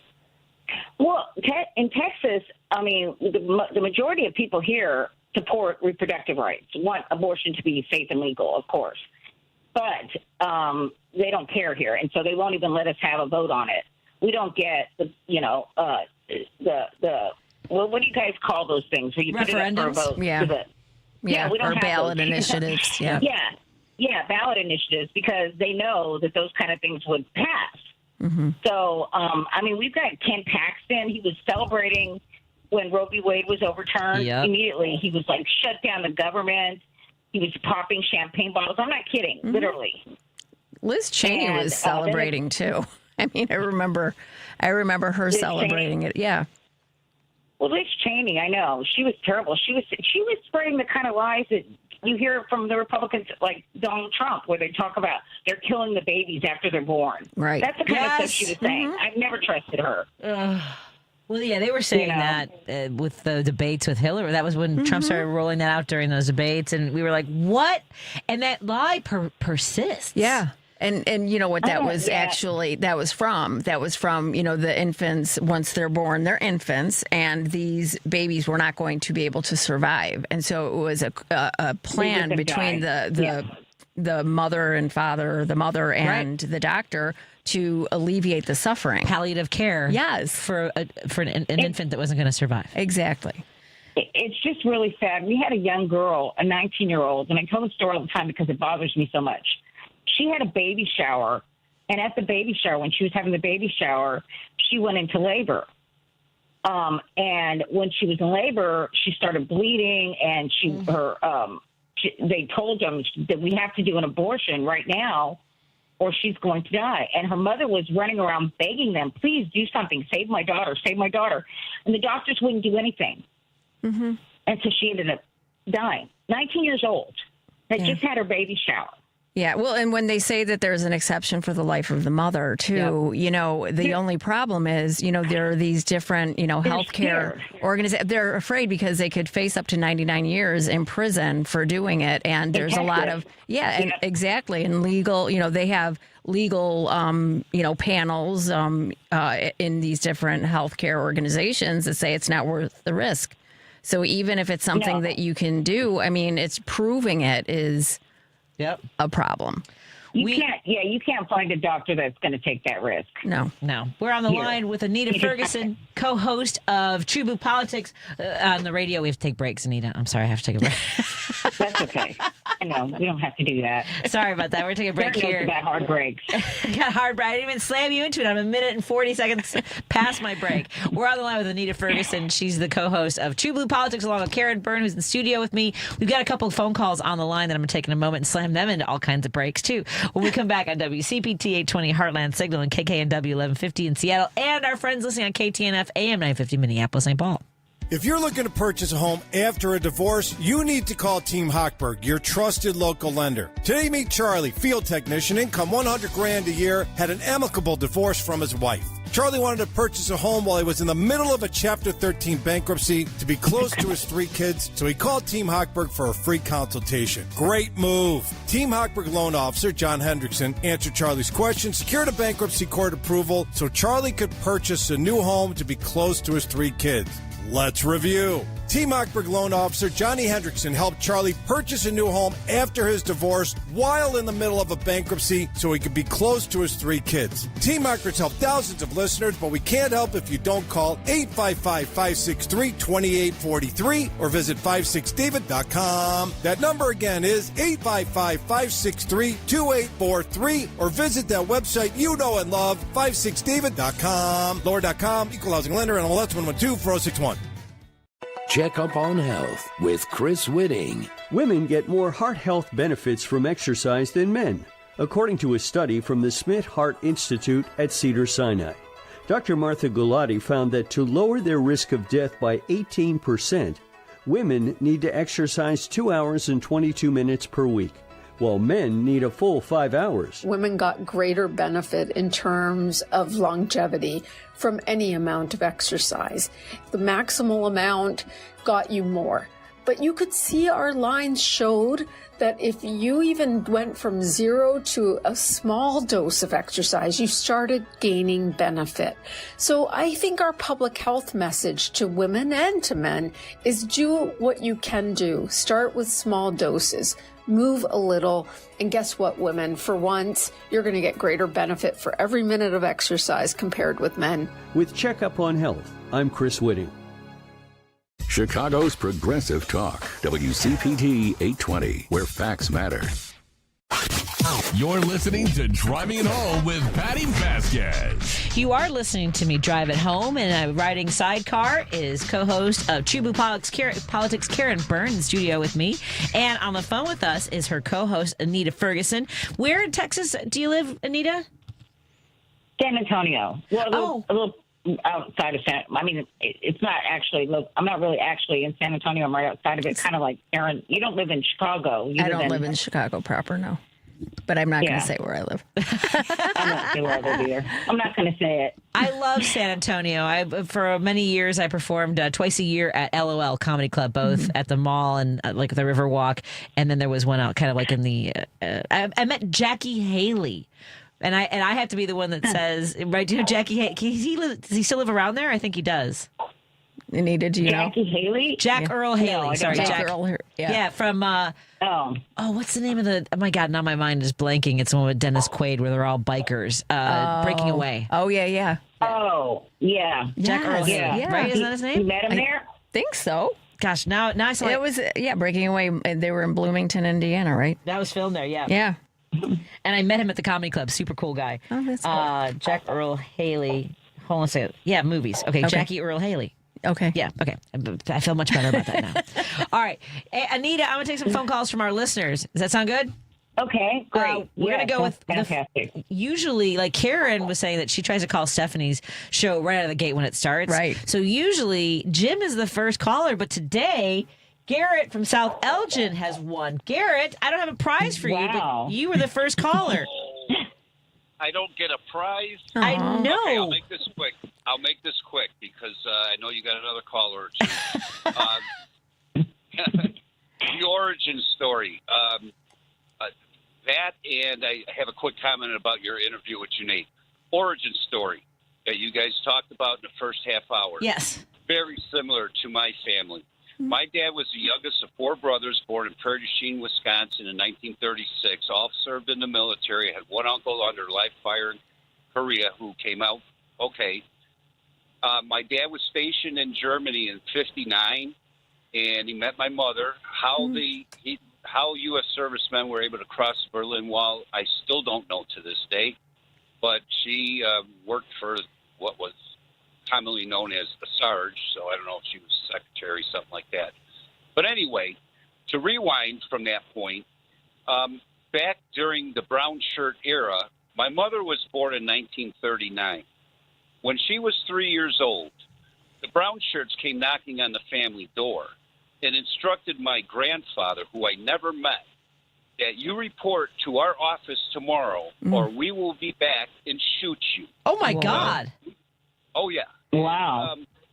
He didn't have the opportunity to flee, so he reported, did 4 weeks basic training, and by the end of the second week at the northern Russian front, he was shot dead. Oh, so my I never met him. God.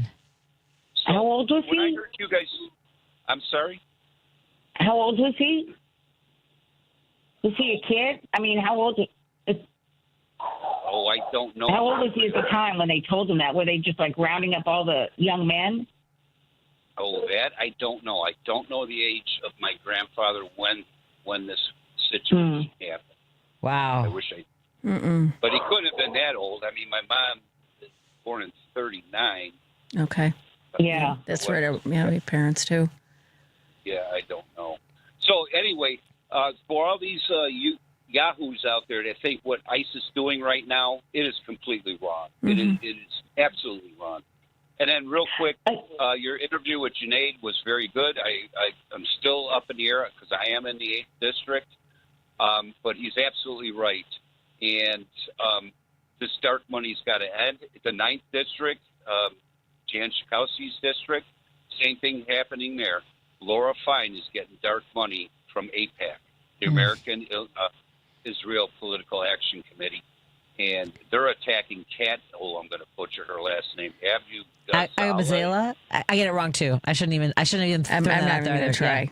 No, I'll just call it Kat. So for folks who are right, she's a young woman who is running for the Congresswoman Jan Schakowsky's seat. So it's going to be Dan Biss, Laura Fine, Mike Simmons are some of the candidates in that race. I know there's more folks. Please don't get mad at me. And also, Garrett, to your point, there's quite a few candidates in that race. You know, we've also talked to Dan Tully. I mean, that's just to name one other person. It's a pretty full race. Yeah. So I encourage everyone to take a look at all the candidates and stay tuned for more interviews on WCPT, whether it's my show, Jones, Richards. Thank you, Garrett. I appreciate it. Junaid, I'll leave you with this. Junaid said one thing that strikes me because I am still up on. There's a number of great candidates, but he said whoever you vote for, just don't vote for Melissa Bean, and that I will leave you all with that message. Gotcha. Appreciate it. Well, and again, we encourage all the candidates to reach out to schedule interviews with us. So thank you so much for that, Garrett. Appreciate it. All right, nice talking with you and Karen. Thank you. Thank you. Hey, Anita, what kind of races? Like, when is your primary? Because the reason we've got folks calling in about congressional races here is we are we're in about a month. It's on St. Patrick's Day. Yes, I know they're starting. I know early voting is starting for the primaries. I think this week. Right. Oh, wow. So you have Tellerico. I'm gonna have to Tellerico and Jasmine Crockett. I have to. How's that shaping up for you? How's that looking to folks? She's in the process. Well, yeah, I know Karen was talking about it with you a little bit, but I think Tellerico does have a better chance.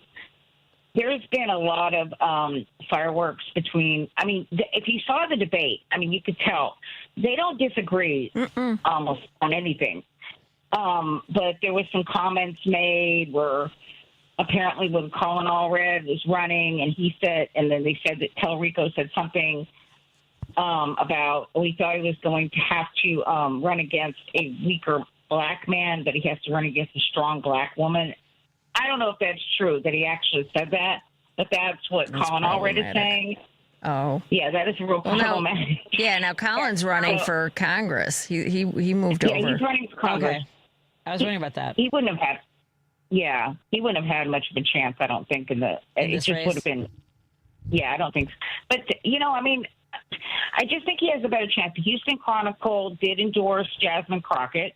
That's her hometown. Yep. Because they said that they think that Tellerico has a better chance.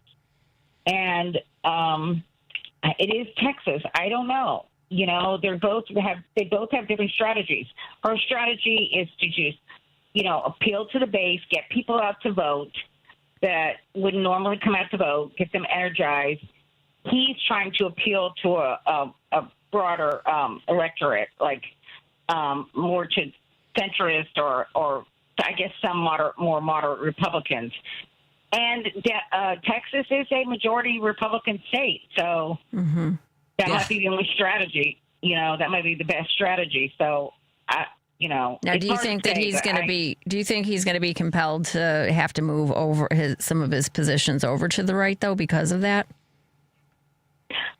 He hasn't shown any signs of that. I don't think he would have a hard time with that. What he's basically saying, he's talking about, this isn't like the guest you just had on when he was talking about it's not left versus right. It's, the top versus bottom. Those are the kind of things he's saying, and that does appeal to a larger audience here, I think. Well, maybe that's what it's going to take now. Yeah. Ah, man. Yeah. It's going to be interesting. And Jasmine Crockett, she has some baggage because she gets, she triggers a lot of people or whatever. So there's, she's amazing. That, I would vote for her. I love her. Oh my God, I love her. Yes. Yeah. She's fantastic. And I love her style. I love everything about her. I love Tellerico, though. I don't have a problem. I do. I like him a lot. So do you? Go ahead. No, sorry. Do you think it's going to be Paxton, or do you think what's his face, your friend Cornyn? John Cornyn married my husband and I. Okay, this is wow, is that weird? Yeah, there's a picture weird. and everything. Anyway, I did tell him I wasn't going to vote for him. He asked me, "Who you? What did he say? Did you vote for me? Did you vote yet?" And I go, "Sorry, I already voted. Wasn't for you. Not for you. Not for you. That's not for you." But anyway, so I think it's going to be Ken Paxton is ahead. Okay, they're thinking. There's even some polls that are coming out that have John Cornyn in third place behind that Wesley Hunt. Wow. I don't know if you're familiar with Wesley Hunt. He's that black Republican, and he's completely MAGA and completely nuts. Yeah. But Ken Paxton, like he has.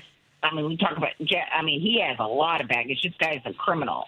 Yeah, this party really likes criminals. Oh yeah, they love criminals. It's a requirement. Yeah, that's right. Not a disqualifier. So I mean, they look at that as a bonus, right? Yeah. So Ken Paxton will be the easiest to beat. Okay, for whoever wins the Democratic primary. So I think Republicans are going to do the same thing they did in the 2022 midterms. Because you got like Andy Biggs over in Arizona. Because the more moderate, I say moderate for Republican, the not anti-MAGA woman dropped out. So now Andy Biggs is probably going to win that primary, and he's nuts. He's a big time election denier. Well, and I think I was going to say that I think the top bottom stuff is really a great messaging tool, I think, to try and unify and get some people that tend to vote, or don't vote, in elections, because with the Epstein elite, the Epstein class, that's really. Yeah, I agree. I think it's appealing because, people are, you hear from these people all the time. They're always like, I don't think, it matters or both parties are corrupt or whatever they have to say. And that's a better way to appeal to those people who are just probably low information anyway. But well, Anita, I get a chance to talk to you guys on Friday. Let folks know when does TruBlu Politics drop so they can sift in on all the podcasts. So it will drop on Monday. We do it bi-weekly, and the episodes will drop on Monday, 6 a.m. Yep. Yeah, we're going to talk to you on Yes. Tape on Friday, I think, right? I think is it Thursday or Friday? Thursday, whatever day you told me. Yeah, I think it's the 19th. The 19th. The 19th, yes, the 19th. Yes, okay. Not Friday. Yes, Thursday. I promise to be there. I promise, Anita. It was great catching up with you. And by the way, San Antonio, another place. Great meeting you, I was going to say. Yes. Yeah. See, this is where it helps to be on Zoom so we can tell when someone's talking. Plus, I should take our comedy tour down to San Antonio because I know there's some great venues there, too. Let's go it's warmer there. It's absolutely. Nice. Best margaritas around, boys and girls. You'll have one audience member guaranteed. Yeah, there you go. Right? Yep. Absolutely. Even if it's just Anita. The weather is really nice now. Come before the summer when it gets too hot. That's true. Good point. Thanks, Anita. I'll see you on Thursday. Thank you. Thank you for having me. Take care. Thank you. Bye-bye. Of Take course. care. My pleasure. Bye-bye. Let's take a break here. Phone lines are open, 773-763-9278. Sorry, Lady B. I made that super long. More in a moment on KKW 1150, KTNF AM 950, and WCPT. And, of course, Karen Byrne in studio with me. You're listening to WCPT 820. Here's the latest Chicago weather update. From the Weatherology Weather Center, I'm meteorologist Ray Miller. Lows level off around 41 with fog in spots tonight under partly cloudy skies. Winds out of the south, 5 to 10 miles an hour.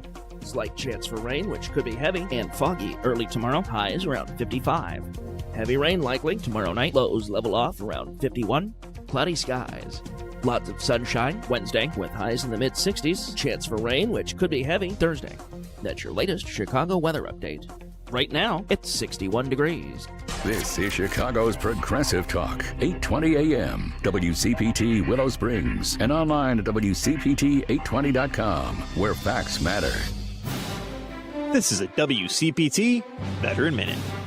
In the heart of World War II, while the skies rumbled with the roar of combat, a groundbreaking squad of pilots emerged from the segregated South. The Tuskegee Airmen, an elite group of African-American pilots, defied the odds with their courage and skills. Trained at the Tuskegee Army Airfields in Alabama, they became the first black aviators in the U.S. military. Despite facing racism and skepticism, they soared through the skies, unmatched precision, escorting bombers and earning a distinguished reputation for their bravery.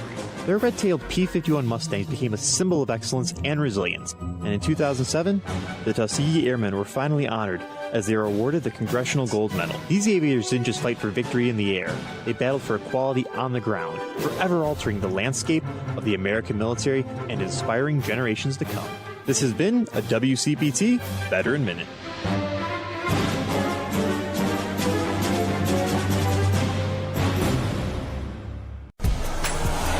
There are 1,000 ways to say it. Nope. Knock it off. Shut it down. Dream on. No dice. Give it a rest. Not a chance. Or just All text. You focus on the road. As a passenger, you have the power to prevent an accident. There are 1,000 ways to stop a distracted driver. Choose one.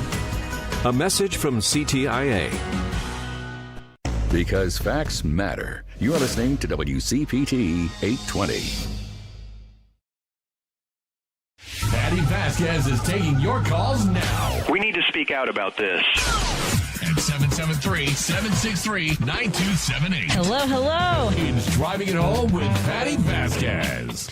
We are taking your phone calls. Karen Byrne and I. She's guest co-hosting Riding Sidecar. She's the co-host of TruBlu Politics along with Anita Ferguson, we just talked to, out of near San Antonio. She can say San Antonio. I used to be one of those snobs that if someone wasn't... If you're not from Chicago, because there's so much more parking out in the suburbs. Not in Oak Park. Not in Oak Park. I love Oak Park, too, though. There's a great comedy club there called the Comedy Plex. I have been there. And I am planning to do incubate a couple of show ideas, both Resist and Persist, and then another idea I have that I'm launching soon. But before we talk about any of those things, he's a second caller of the show. Jim from Chicago's on the line. Hey, Jim, what's on your mind, my friend? Hi, Patty. Hi, Karen. Hello. While the Republican Party tries to cover up the debauchery of the Epstein files and how many Republicans are involved, including their fearless leader, mentioned a million times, they found time to pass the SAVE Act, which is a flurry of documents you need to vote. You need a passport, you need a birth certificate, poll tax, et cetera, et cetera, et cetera. Yep. Yeah, the whole. And then they didn't go so far as to give Musk the ability to, for face recognition or a DNA test where you give it to his Doge boys to tell you if we're actually human or not, or, if he gave you a thumbs up or thumbs down to vote. And this is Black History Month. In Wexford, Ireland, they have a little museum to Frederick Douglass there. Daniel O'Connell, the great liberator for the Irish, invited Frederick Douglass there to speak, and he's a renowned figure in Ireland. And for a myriad of reasons, but of course the Irish fighting for their Catholicism and their freedom. Mm-hmm. But the struggle continues. And but I don't think they say that the Senate won't pass it because of the fact that these documents in rural areas in the South, etc., those people are reluctant. They're not going to have a birth certificate. They're not going to have a passport. but it's not. But think of the passport. In a passport, I got a passport in '98. I'll never forget. I was going to Madrid, and I didn't have a passport. And I went down to City Hall, got it in 5 minutes. 5 minutes. Now, since this insanity after 9/11, and what do they call it? Homeland Security, whatever this is. Yeah. Has anybody been saved from Homeland Security? Do you girls know anybody who's been saved from Homeland Security? I don't know anybody. I don't know anybody who has. Well, that's been one of my questions too, and people got really angry at me for asking this about how dangerous it is to be an ICE agent. And the majority of ICE agents who have died while they are employed by ICE were some of them were cancer related, some of them who'd gone to 9/11 Ground Zero, and some of them from COVID-19. In the line of duty, somebody had a heart attack, and I believe the other was a vehicular situation. So not like in the last 15. I'm just saying. True. But think of it this way: we've spent billions. I mean, maybe on the tree for domestic for this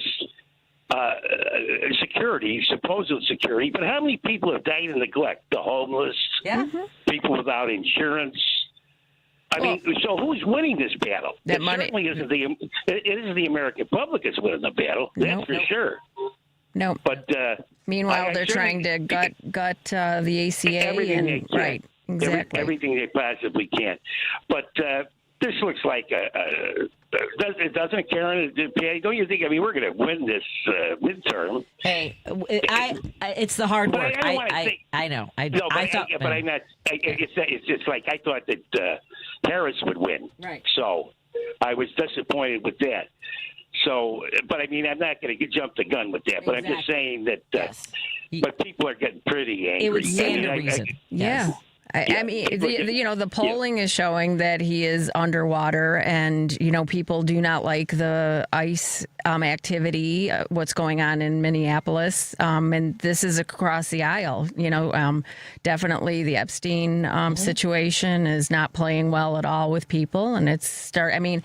There are Republican women that are speaking out, Nancy Mace and Marjorie Taylor Greene and even Lauren Boebert, which go figure. But, and so I think that is going to be one of the deciding issues. But I think what I'm finding is that there are so many people that have, they don't do politics, or they look at it. It's like, oh, yeah, everybody's the same. Politicians are all the same.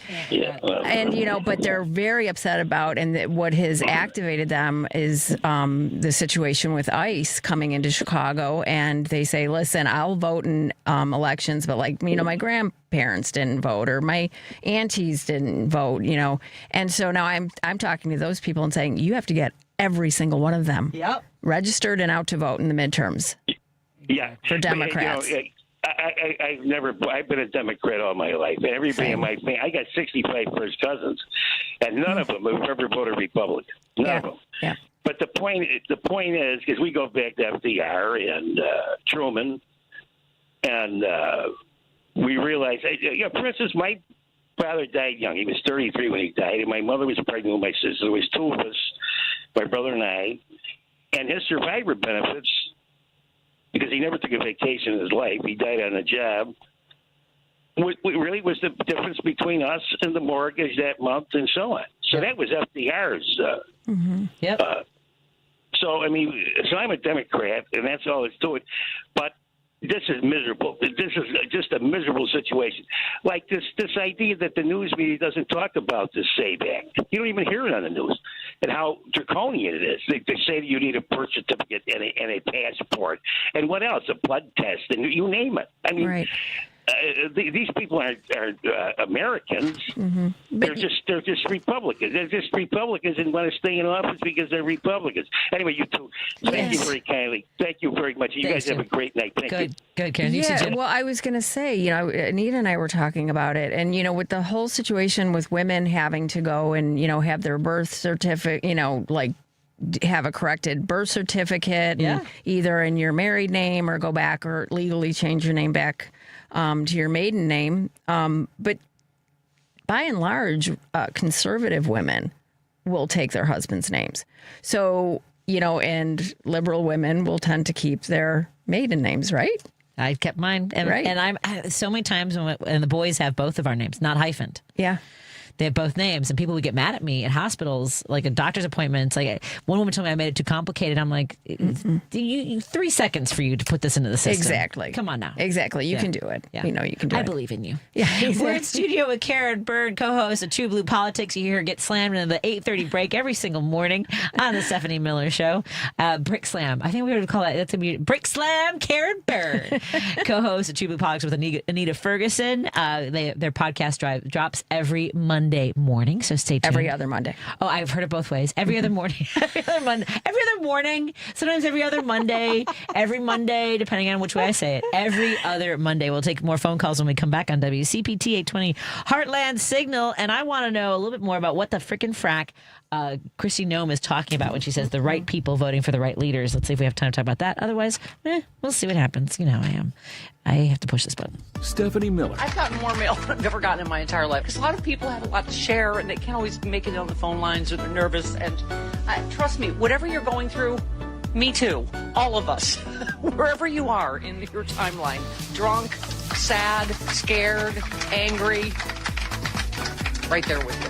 Thank you for people saying they're not listening to anybody but me. I think that's a good plan. Because I'm just like, blah, blah, blah, blah. Stephanie Miller. Weekday mornings, 8 to 11 on WCPT 820. 1 in 4 Americans have a disability. I'm one of them. I'm also a working mom who cares deeply about making sure every child with a disability thrives by getting their access needs met. We've got a trusted ally by our side. Easter Seals provides children and families the foundation for lifelong success through early learning programs, skills training, and prep for college and career. That's my Easter Seals. Make it yours. Join us at easterseals.com. These are real stories of speech-language pathologists and the people they helped. He was in his 30s. 55 and far from home. 15 years old with multiple disabilities. It was a traumatic brain injury. He's bilingual but lost his English after the stroke. Several surgeries led to his swallowing disorder. His goal was to get back to work. I used French during therapy. Others almost gave up on the goal of him eating. Oh, he was dedicated. Together, we built his life back. Social interaction was the key to helping him.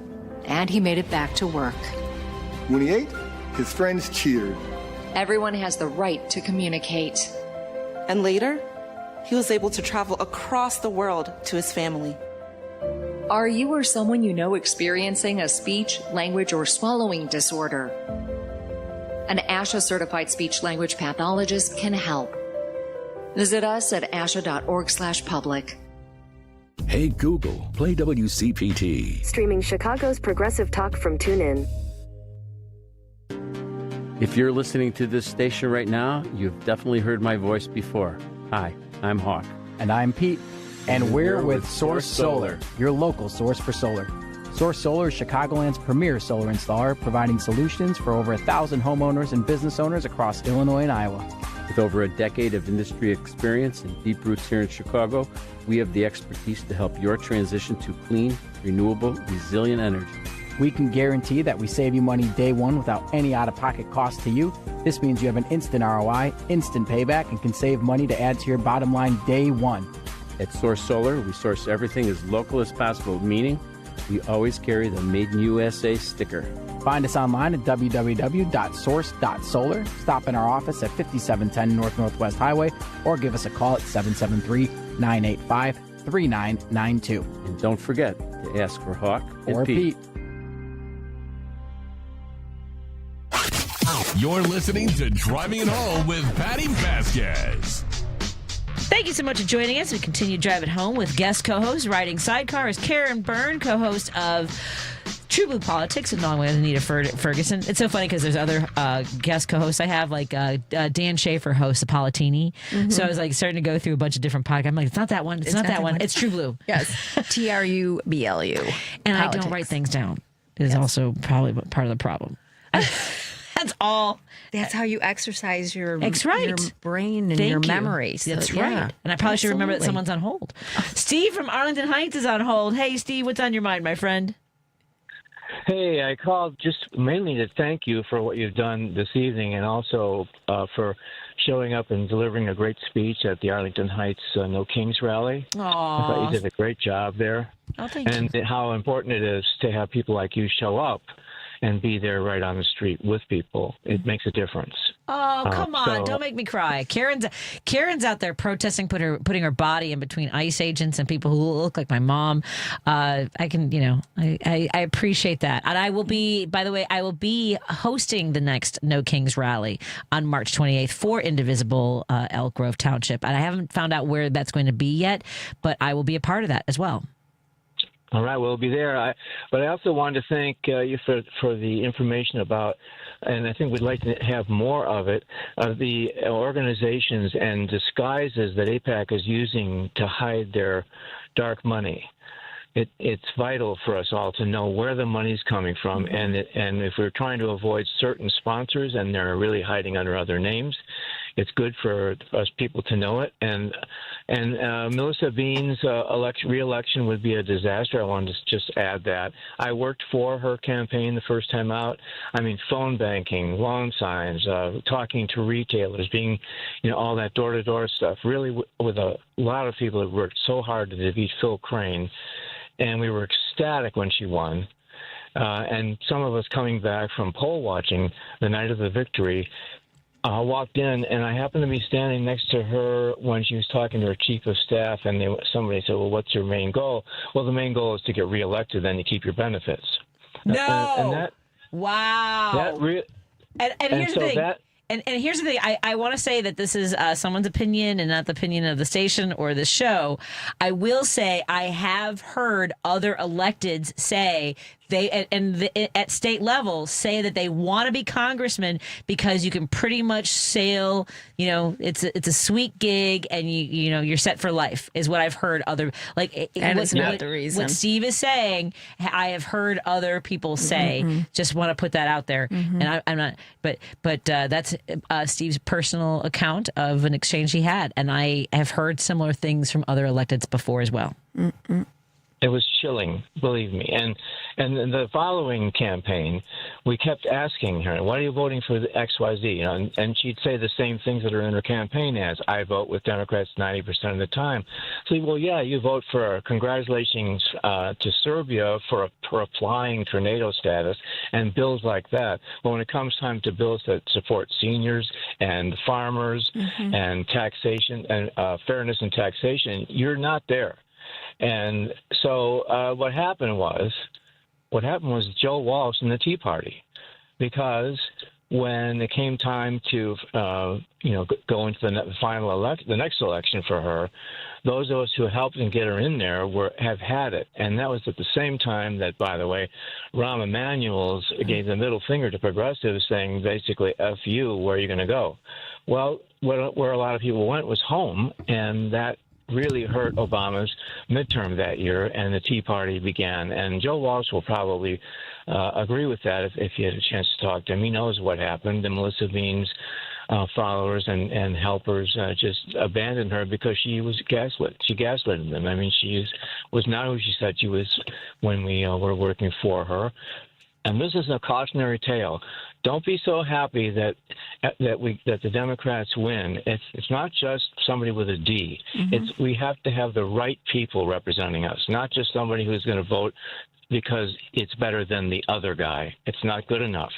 We have to move forward. And we're finding this in other races. Thank you so much for what we do. I appreciate it. Steve, thank you for hanging on there, hanging on the line and sharing your experiences and insight with us. Have a good night. I'll see you in Elk Grove. Okay. I'll see you in Elk Grove. I was so nervous for that speech because it was funny. Congresswoman Ramirez did a great job. A lot of other speakers, and I was like, how am I going to do this? There's certain things I want to make sure I say. So I Googled other speeches, and this guy had like one of the, those leather binders with the zip. I'm like, oh, I have one of those. So if they don't have a podium, I can just hold it. What a freaking fracking mess! It was like I'm like trying to flip the pages. I'm like, I'm not doing that again. Nobody else did. They all did it off the cuff, but I there were things I wanted to make sure I said. But now I've done that. Now I'm hosting, and I'm really excited about that. That's awesome. Yeah. Where are your No Kings rallies? So I usually will go downtown. I like the big crowd, but that's actually falls on my birthday. So that's what I'm doing. Happy and it's birthday. like, I'll see you before thank then, you. but But and so I'm very excited that it's going to be on my birthday because that's exactly what I would not want to do anything else, honestly. I think that, hanging out with you after the Indivisible Elk Grove Township event at Dino's, not just for me to hear you. What was your friend's name? The nurse? You don't have to tell me if you... Yeah, Karen. Yeah, Karen. She's a Karen. Another Karen. Another Karen. You guys have really taken it on the chin for the last few years. It's okay. I'm a big girl. Do you remember, I know, but do you remember it starting? You're like, really? Yeah, I was like, oh, come on. It's like, I don't have a bob. I'm not blonde. And I know. Now I got to take that too. Well, and I know Stephanie's trying to have the Gen Z version of it. Right. Was it Jessica or something like that? They're trying to find different, they're trying to move it. It doesn't work. It doesn't take. No. Nothing takes like Karen. I'm sorry. But the lady that called the police on that gentleman in Central Park, what he had the dog off the leash or something? Or no, she had her dog and he was whatever. Yeah. Amy, okay? Like, come on. Right. And that was just days, by the way. If you remember, it's so hard because it was a pandemic and everything. That was just days before George Floyd was murdered. Yes. Like just I remember getting in a fight with somebody who's conservative in that video. Yep. Folks don't remember she was calling the police and pretending she was doing those white tears of he's harassing me. I'm scared for my life. And she literally said, I'm going to tell them that you're threatening me. Yeah. A black man is threatening me. And she was supposedly a white liberal woman. But this is the thing. You don't understand. We have to come back. You have to come back and hang out with us again. Yeah, that would be great. Yeah, absolutely. I would really love it. Is it a long drive? No, not at all. Okay. It's not too bad. I know the kind of the routes I'm doing. I'm one of those people from the north side. I can do all the routes to get places. It's super fast. I think I got here in 20 minutes. Okay, that's not bad. Not bad at all. Well, tell folks a little bit about TruBlu Politics and how they can find all the podcasts. So TruBlu Politics, you can find us on all the socials except for Twitter. We got off of that. But yeah, on Blue Sky, TruBlu TRUBLU Politics Podcast. Facebook, where else? Instagram, all of them. And then you can listen wherever you get your podcasts and every other week. And so we will be happy to talk to you on Thursday, and then we'll drop that episode on, it's going to be episode 55 on Monday. And we've had a couple texts. Glad you're having Karen on as a guest. I really appreciate her perspective that comes through in her calls to Stephanie Miller. And I know I got one earlier in the show as well. By the way, we were talking about, the trauma to these kids who are being either detained or they're being separated from their family members. We were talking about Ophelia Torres, who passed away on Friday, and she had fought for her father's freedom, and she actually had the community rally around her. But we're talking about our childhood memories. 1950s, my mom contracted TB. I was 3 and taken from her for 6 months when she was in quarantine. A quarantine notice on our door. During those 6 months, I was given the bare minimum to survive. I'm 73 now, and those memories are still with me. The children today will carry these memories forever. So just a little bit of something we were talking about earlier. So thank you so much for sharing that with us. And I'm so sorry that continues to weigh on you. It's imprinted in your DNA. That's right. And there was another listener who said, please have Karen on. Oh, Patty, love your show. And I love Karen. Talk Karen into being a co-host more often. I love both of you. That's Mike from Naperville. Thank you, Mike. Appreciate it. Thank you. Oh, Lady B, I do have coffee for you. I'm not going to forget. It's here. So I now have to go. Now I just have to go to my office to get it. I'll take Karen back to say hello in just a moment. Thank you, everybody, for joining us. It was lovely to have Karen Byrne on. We also had, by the way, someone said we should clone Jim, which is accurate. And Anita Ferguson and Junaid Ahmed all joined us. So catch our podcast. Good night, everybody. Love you. Good night. Thank you. Thank you. This is Tony Moret. I'm an estate planning attorney who drafts living trusts and wills for my clients. You have probably heard my ad